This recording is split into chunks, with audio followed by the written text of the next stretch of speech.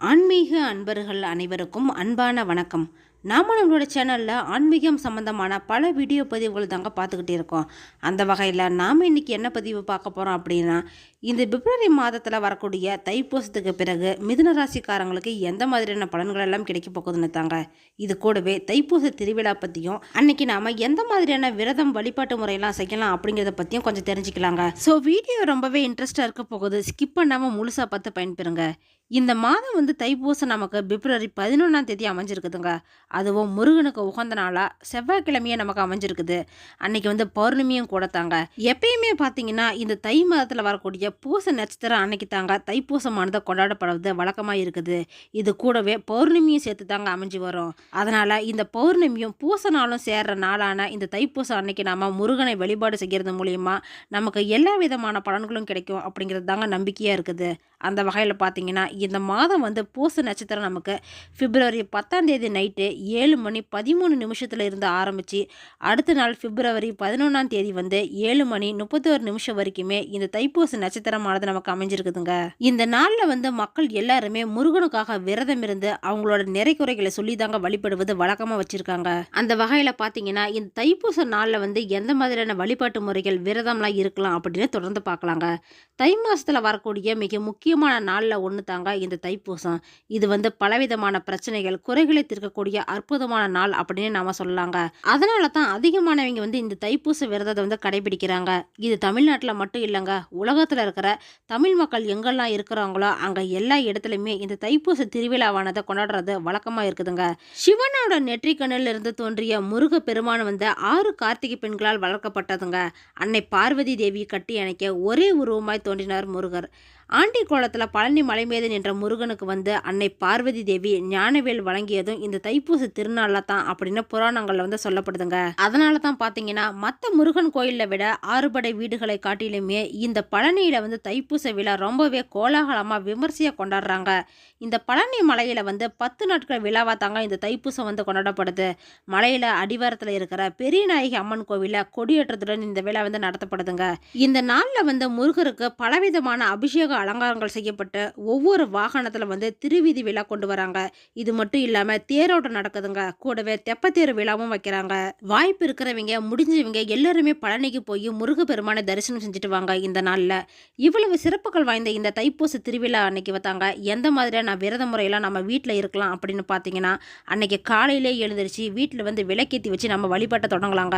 முருகனோட ஃபோட்டோ இல்லைன்னா விக்கிரகம் இருந்தாலும் எடுத்துக்கோங்க. அதை நல்லா சுத்தம் செஞ்சு சந்தன குங்குமம் வைத்து பூ வச்சு சுவாமிக்கு அன்னைக்கு நெய்வேத்தியமாக ஏதாவது இனிப்பு செஞ்சு வைக்கலாங்க.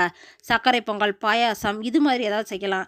எதுவுமே முடியல அப்படின்னா 2 வாழைப்பழம் வெத்தலை பாக்குமே போதுமானதாக இருக்குங்க.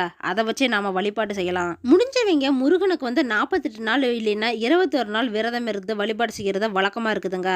முடியாத பட்சத்தில் மேக்சிமம் ஒரு 6 நாளாவது விரதம் இருந்து இந்த தைப்பூசம் அன்னைக்கு முருகனை வழிபாடு செய்கிறது மூலியமா நமக்கு எல்லா விதமான நன்மைகளும் கிடைக்குங்க.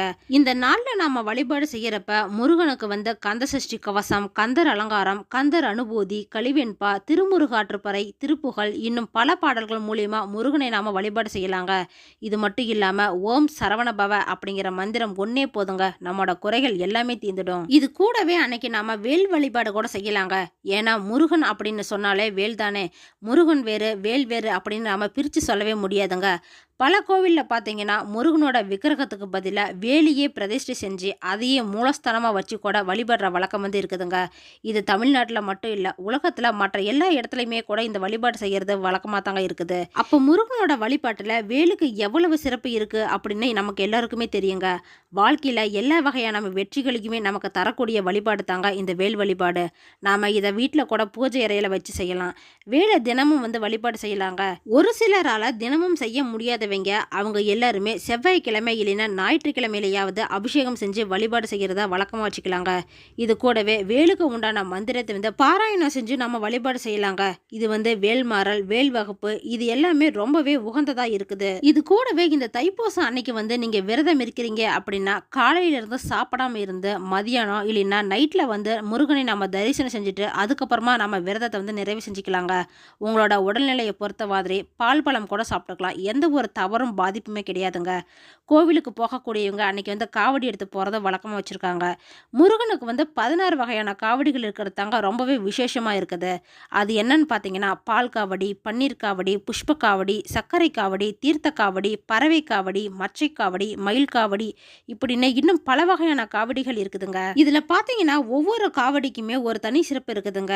நாம் ஒவ்வொரு காவடி எடுத்து போகிறது மூலியமா நமக்கு பலவிதமான நன்மைகள் எல்லாம் கிடைக்கும் அப்படின்னு நம்பப்படுது.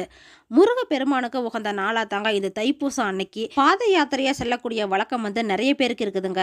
இந்த நாளில் வந்து நாம் விரதம் இருந்து வழிபட்டோம் அப்படின்னா கல்வி, செல்வம், ஞானம் இது மூன்றிலுமே நாம் சிறந்து விளங்க முடியும் அப்படிங்கிறது தாங்க ஐதீகம். இந்த பூச நட்சத்திரம் வந்து குரு பகவானுக்கும் உகந்த நாளாக தாங்க சொல்லப்படுது. அதனால இந்த நாளில் நாம் வழிபாடு செஞ்சோம் அப்படின்னா முருகனோட அருள் மட்டும் இல்லாமல் குரு பகவானோட அருளும் நமக்கு கிடைக்குங்க. அதனால எல்லா வகையான செல்வமும் நமக்கு கிடைக்கும். யாரெல்லாம் இது மாதிரி வேல் பூஜை செஞ்சு வழிபாடு செய்கிறீங்க அப்படின்னு கமெண்ட் பாக்ஸில் சொல்லுங்க.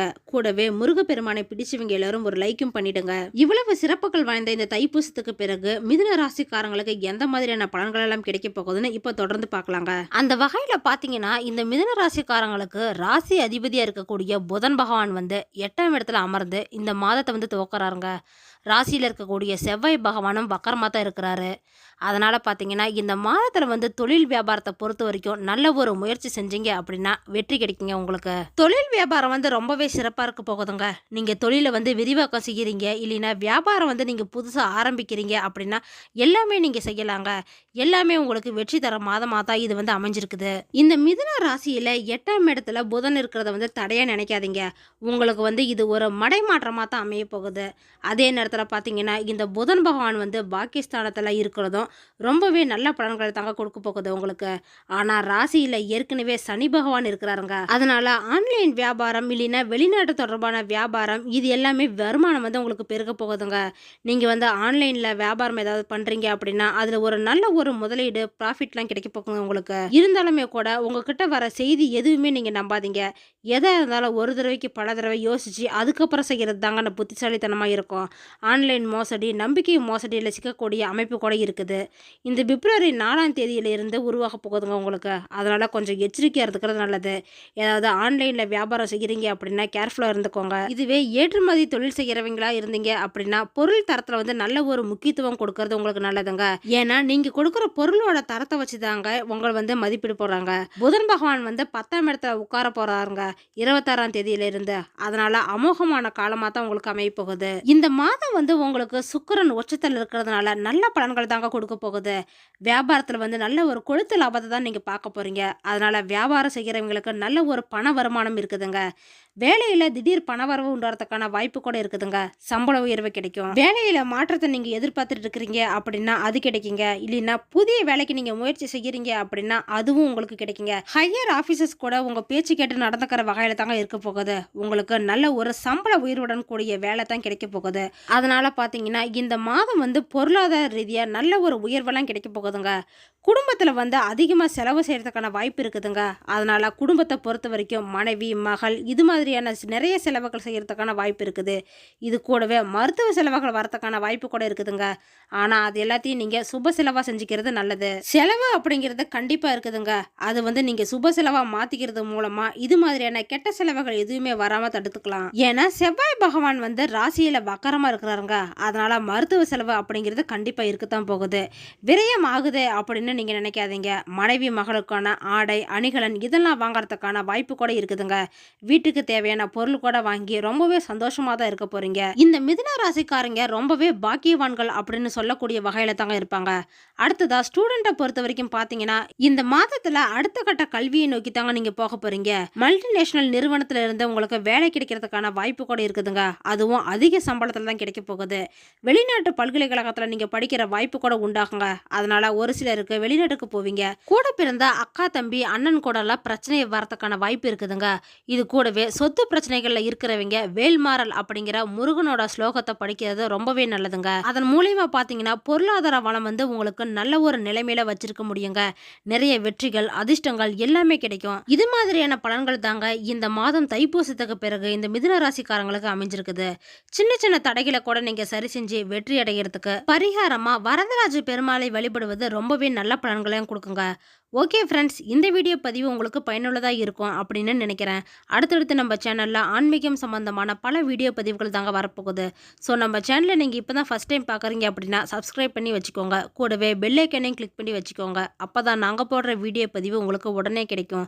இந்த வீடியோ உங்களுக்கு பிடிச்சிருந்தா லைக் பண்ணுங்கள், ஷேர் பண்ணுங்கள், கமெண்ட் பண்ணுங்கள். அதோட உங்கள் ஃப்ரெண்ட்ஸ் அண்ட் ஃபேமிலிக்கும் ஷேர் பண்ணுங்கள். அவங்களும் இந்த வீடியோ பதிவை பார்த்து பயன்பெறட்டும். மற்றொரு ஆன்மீக தகவல் வீடியோவோடு உங்களை சந்திக்கிறேன். ஆன்மீக அன்பர்களான உங்களுக்கு நன்றியும் வணக்கமும்.